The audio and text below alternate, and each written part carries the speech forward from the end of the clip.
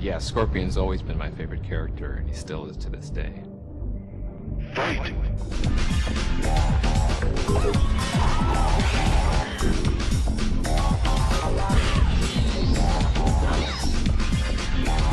Playing Scorpion's cool. I mean, you get to be kind of just a little bit crazy, a little bit nuts. You know, it's like you're a ninja. How cool is that? I've played him in Sub-Zero mythologies. I did some motion capture for Scorpion, and I played him during some of our live events for Mortal Kombat. I am Scorpion. You killed me in cold blood. As a player, if I get a chance, I'll always pick Scorpion. His whole play style, it just kind of suits my style of gameplay. I'm proud to have been part of the Scorpion legacy throughout the years. The spear move has always been one of my favorite moves in all the Mortal Kombat games, and I don't think we've ever been able to top it. Hello, my name is John Parrish. I am Jax!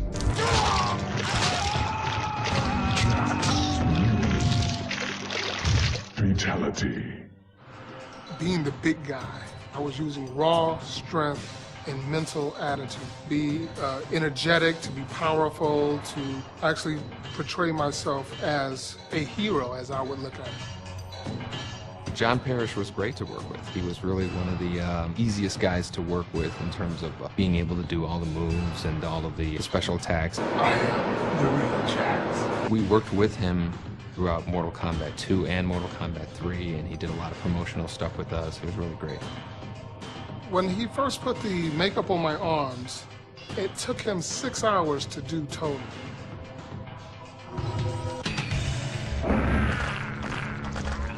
Outstanding.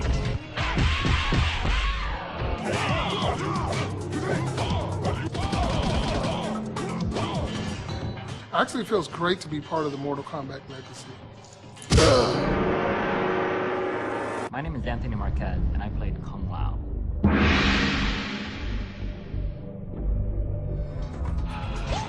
Finish him.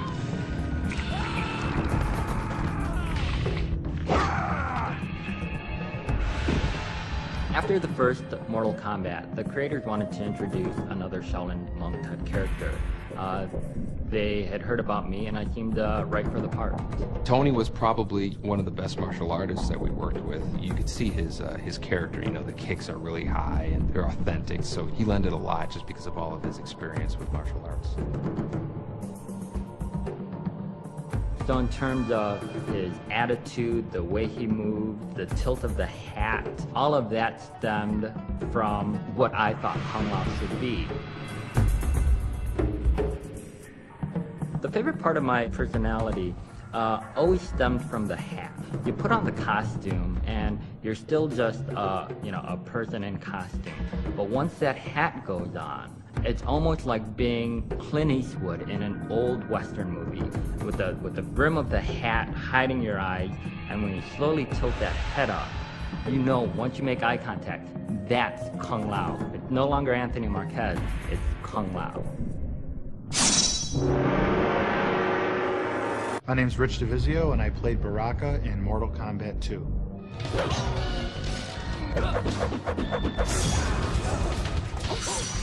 We were trying to come up with characters, you know, and we were going to costume stores and looking around and found a mask of this monster. There was this very tight mask that I had to wear. You know, painted it up, you know, kind of made it all, butchered up his face. And I just remember tons and tons of water just coming down my neck. And we took like, you know, fake nails and put them on for his teeth and spray painted them silver. This mask was skin tight. And those made up his teeth. And so people don't realize that, you know, this really scary creature is made up of, you know, a mask and some fake fingernails that were bought in a supermarket. That shoot was unbelievable. Baraka hasn't been in many Mortal Kombat games, but he's been a fan favorite for a long time.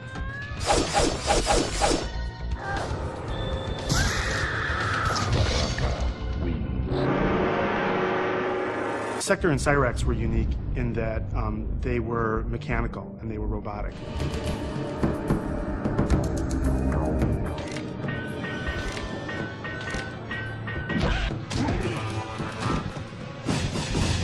Funny story about Cyrax and Sector was that originally we could not think of a name for them. So Tony Goski came up with the name Ketchup and Mustard, Ketchup being Sector and Mustard being Cyrax. Cyrax was one of the many characters portrayed by Sal DeVita. When Sal was playing Cyrax, I felt the worst for him because he had this helmet on that I remember him sweating a lot inside, and he had just unbelievable tolerance for discomfort. The costume for Sector and Cyrax was really heavy. It was a lot of plastic armor and plastic chest plates, but then a custom-made helmet, but hot, uncomfortable, you know, couldn't breathe, couldn't hear anything, but somehow we made it through it. It was great. Cyrax always had a lot of cool moves, a lot of cool gadgets. His chest opens up and bombs come out, nets come out. In Deadly Alliance, he had one of my favorite fatalities with the big claw, you know, slams the guy down.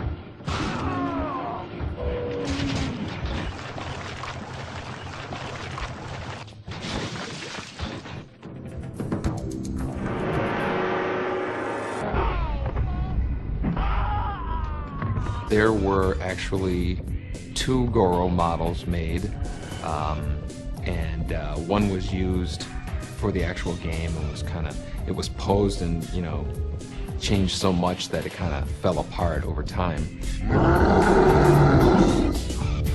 And I have one of the original Goro models that's stashed away at home.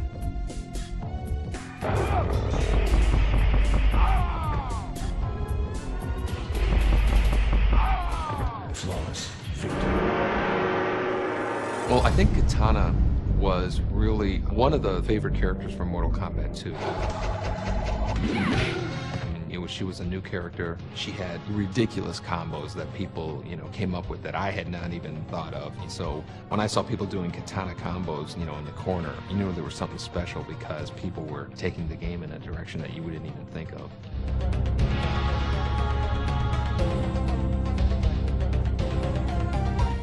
Well, Katana was similar to Melina in that had a limited amount of memory than the Mortal Kombat 2 machine, and we wanted to get 12 characters out. So Katana and Melina are really kind of the female version of Scorpion and Sub-Zero. Katana wins. A flawless victory. Melina was created because we needed to stretch the memory in our game again. We were out of memory. We had a cool female character in Katana, and we wanted to kind of double up on that and give her, you know, special moves, make an anti-Katana in a sense. And so that's kind of where Melina came from.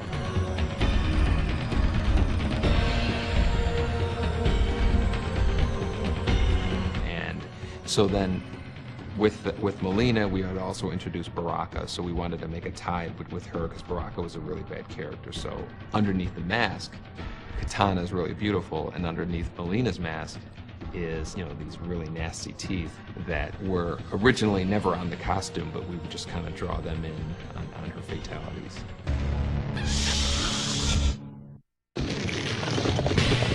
Melina wins.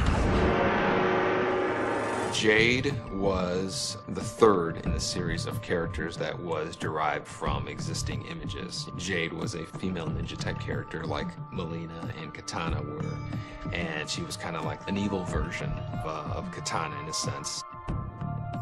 Jade is a childhood friend of Katana, which probably makes her thousands of years old, because Katana is thousands of years old. The approach we've taken with Jade in this game, in Mortal Kombat Deception, is that she's more of the stealthy ninja type of character. She's the one that sneaks around and gets information, you know, and carries out covert activities. And I kind of like that about her.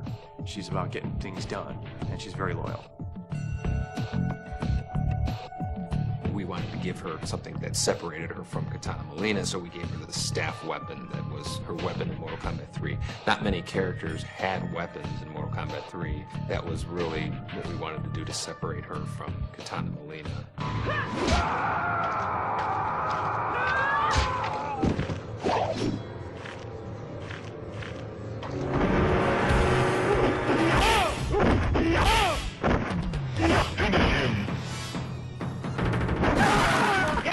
Johnny Cage wins.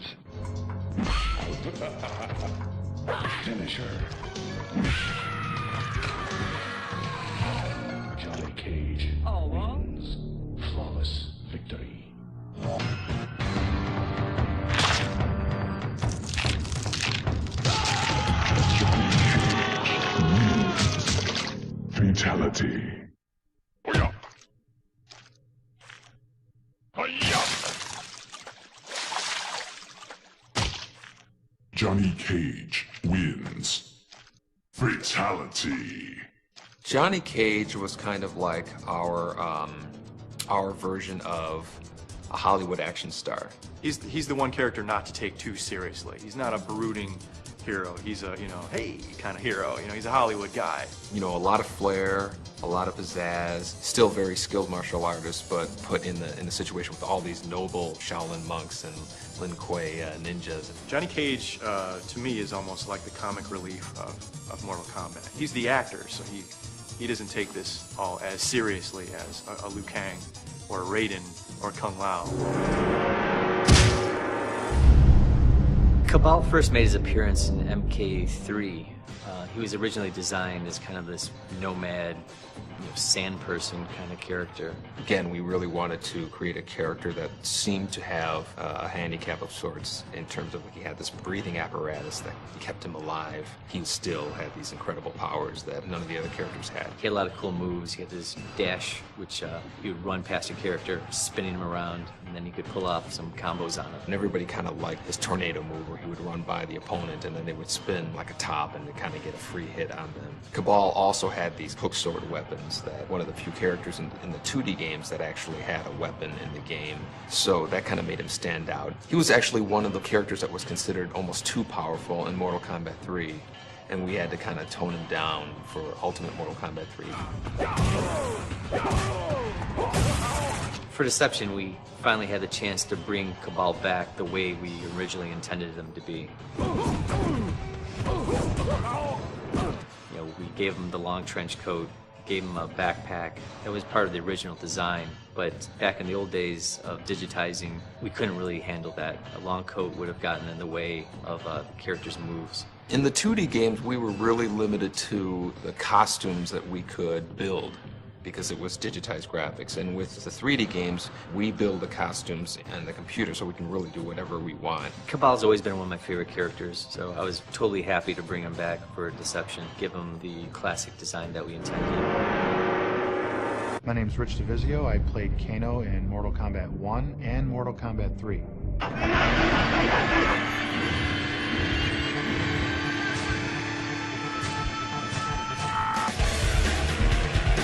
We wanted to make a guy who was kind of half cyborg, half human, and so we put this metal plate on his face.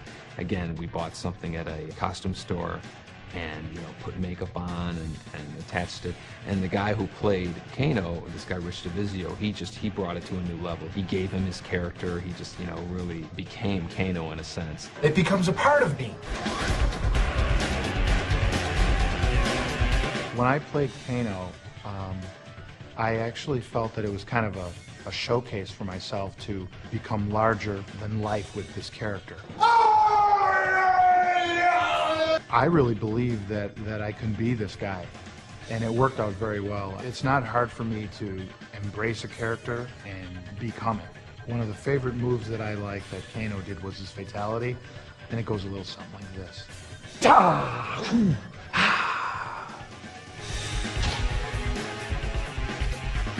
Kano win.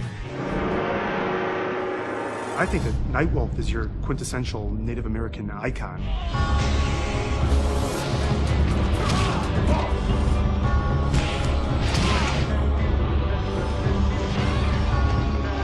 Just a strong, proud person with pride. He's got honor, has rules, but at the same time, he is definitely no pushover. Well, the Nightwolf costume looked a lot better on the drawing than I think it did on me, but we made do. Nightwolf's fatality was holding his tomahawk up to the sky, channeling light through it, right into his enemy for his final. The favorite character that I played in Mortal Kombat was definitely Quan Chi. Do not fail! We have toyed with the ninja long enough. Quan Chi was a really interesting character because he was created for a game called Mortal Kombat Mythologies. You are responsible for this sorcerer. Which was an adventure game that was being produced at the same time as we were doing Mortal Kombat 4. And so we thought it would be interesting to have him make an appearance in Mortal Kombat 4 as well as Mythologies, even though those two games happen in completely different parts of the Mortal Kombat timeline. Quan Chi is one of the most mystifying characters to me. We really don't know what his origins are other than he's from the Netherrealm and he's part of the Brotherhood of Shadow. Who knows how old he is? You know, he could be as old as the Netherrealm itself. But he is definitely evil. He is definitely an evil guy. I think of him as the greatest sorcerer in the Mortal Kombat universe. I think of him as being even more powerful than Shang Tsung.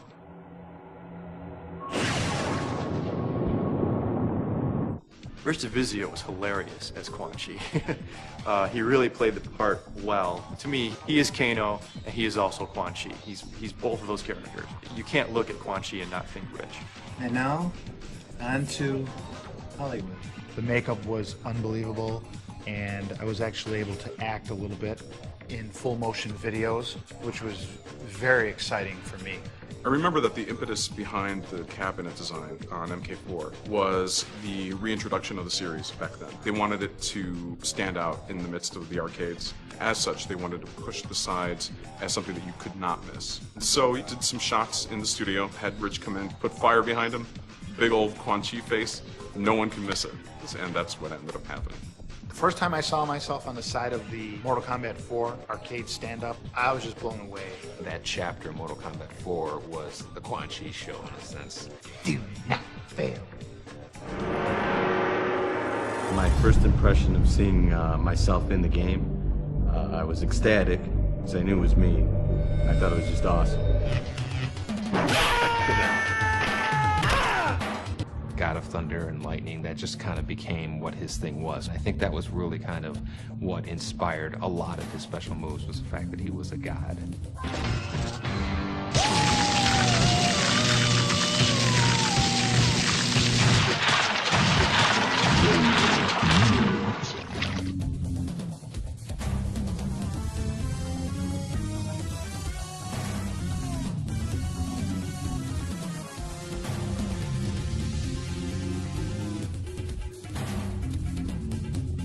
In real life, I am a martial arts expert. I've been doing various arts for probably 22 plus years.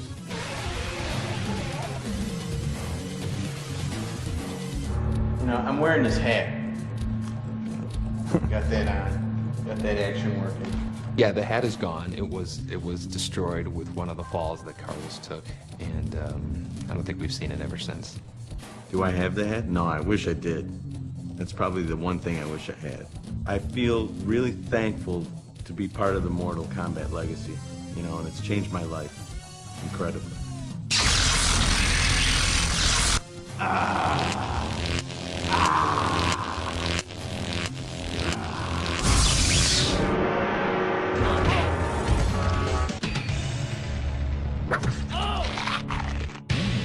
Reptile wins. Fatality.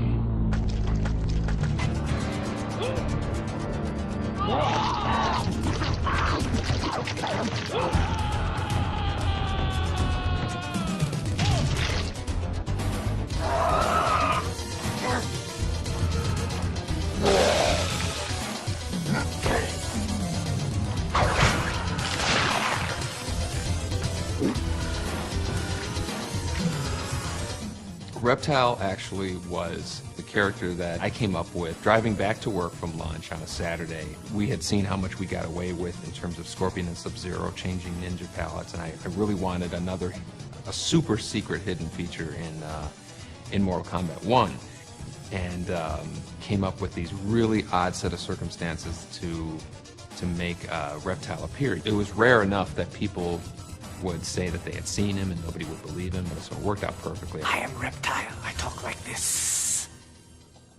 And then I have to go like this. Yeah, Reptile, the infamous Green Man. It was another one of those characters where they swap some of the images from one character to another. I saw those moves that they told me to do that were for other characters, like for example the Force Ball, you know, when I put my hands out and then a big ball comes rolling out. That was for Reptile, but here I had no clue at that time. Reptile wins. Fatality.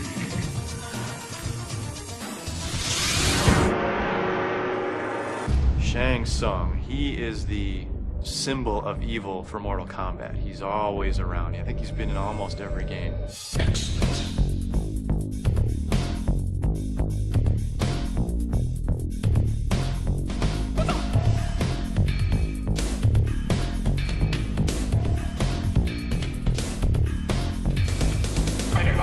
His job in Mortal Kombat 1 was to win Earthrealm for Shao Kahn. Shang Tsung's stance I thought was really unusual, and it was kind of like this. Very different, very unique from all the rest of the characters in the game. Kung Lao, Johnny Cage, Reptile. Shao Kahn wanted to take over Earthrealm, and through the Mortal Kombat tournament, he was going to do it. Shang Tsung was probably one of my favorite characters in the series. He always kind of had the sinister edge, more so than some of the other characters, a bit more regal kind of feel, and that's what I tried to capitalize on in redesigning him for Deadly Alliance. In Mortal Kombat Deadly Alliance, Shang Tsung teams up with the sorcerer Quan Chi, and the both of them not only kill Liu Kang, but they kill Shao Kahn as well.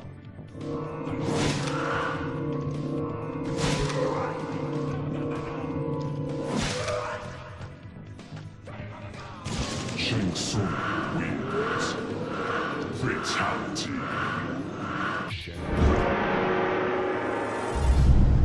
Shao Kahn was the big bad guy in Mortal Kombat. Feel the power of Shao Kahn.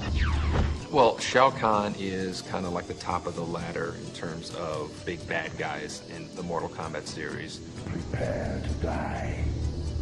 He was really the boss's boss in a sense, and he was basically the guy that everybody was ultimately trying to stop in terms of his invasion of Earth in Mortal Kombat 3.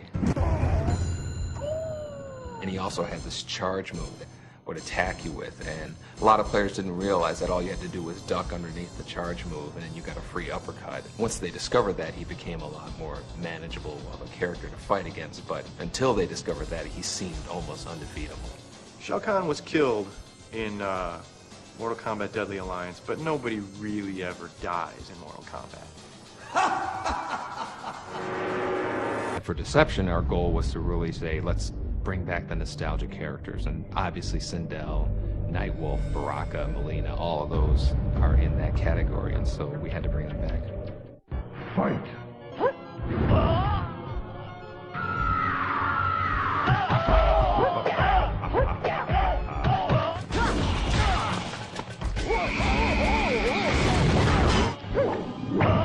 The wig that we had in Mortal Kombat 3 for Sindel didn't have that much hair. We did a lot of After Effects touch-ups.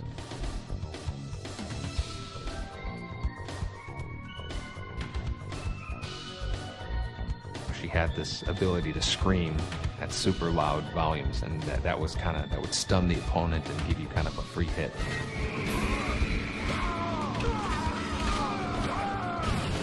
Sindel wins.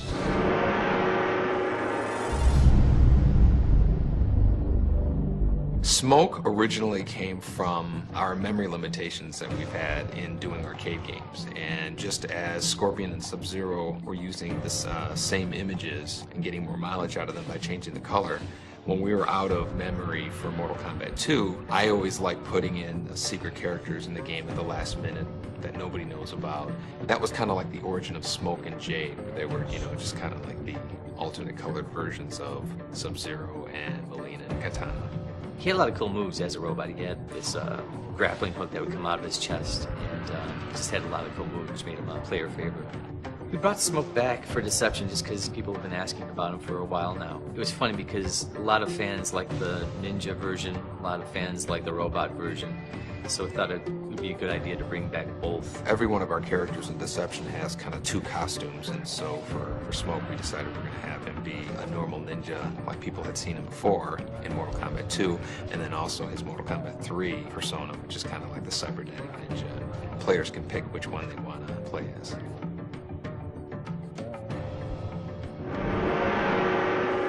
Sonya is a badass.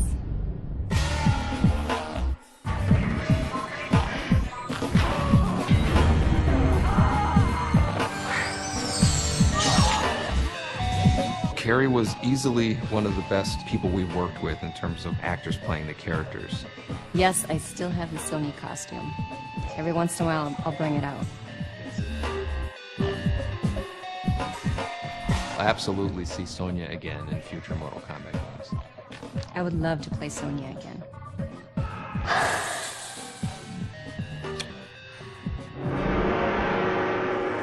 My name is John Turk, and I am Sub-Zero.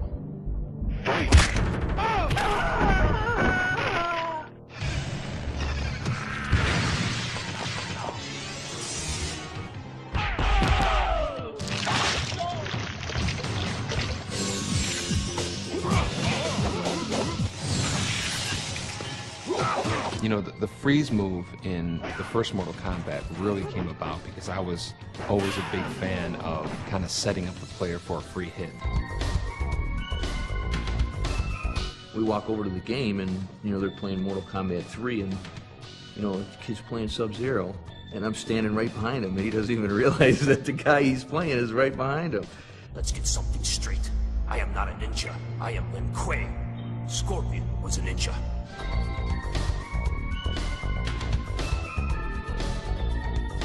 My martial arts style defined the character of Sub-Zero based on the way I move, the way I kick, the way I punch, the way I turn, the way I move my leg when I do sweeps.